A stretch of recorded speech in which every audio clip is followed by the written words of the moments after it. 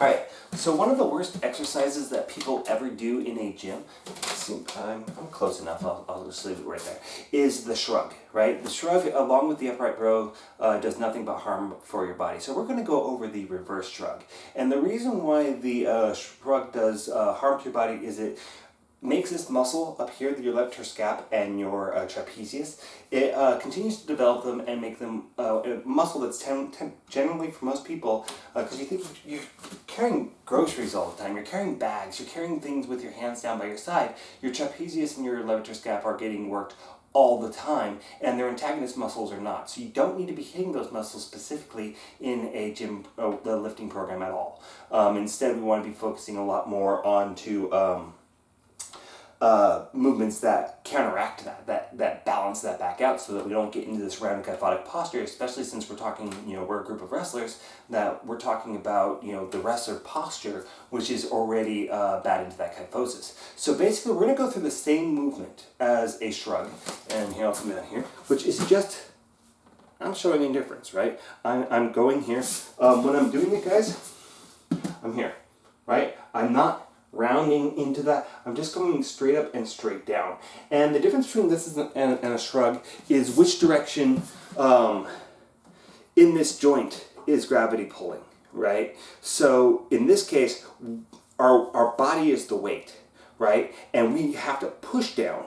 So this is coming here, and it's a pushing movement downward rather than a shrug, which is a pull upward. Does that make sense? So if I'm lifting the weight with my hands, but instead I'm pushing the weight the other direction. So you guys can put your feet on the ground if you need to kind of help you, especially when you're getting used to this movement.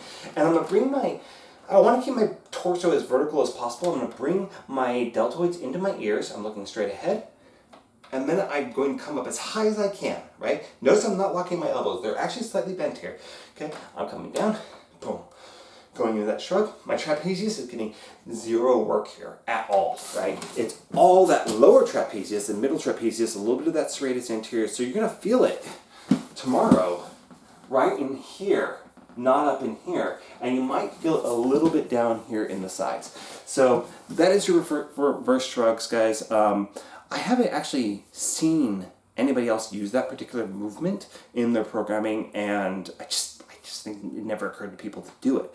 And I find it to be, it really hits those spots that people tend to be like, oh, that's usually a really, really weak spot. And you see, I'm using 2 chairs, guys. You don't need any special equipment for this. I've tried it with suspension trainers, and honestly, those muscles are already so undeveloped and so weak that I think that adding that stability and element to it actually makes it worse, not better. So really, just go ahead and start with using chairs or parallel bars, whatever you have. And if you want to progress it because you're like, okay, I've gotten to the point where I've got this down and I've stopped feeling anything that's implying that I'm improving, my posture isn't improving, then you can put on a weight belt, the ones that just wrap around your hips and you add weight to it.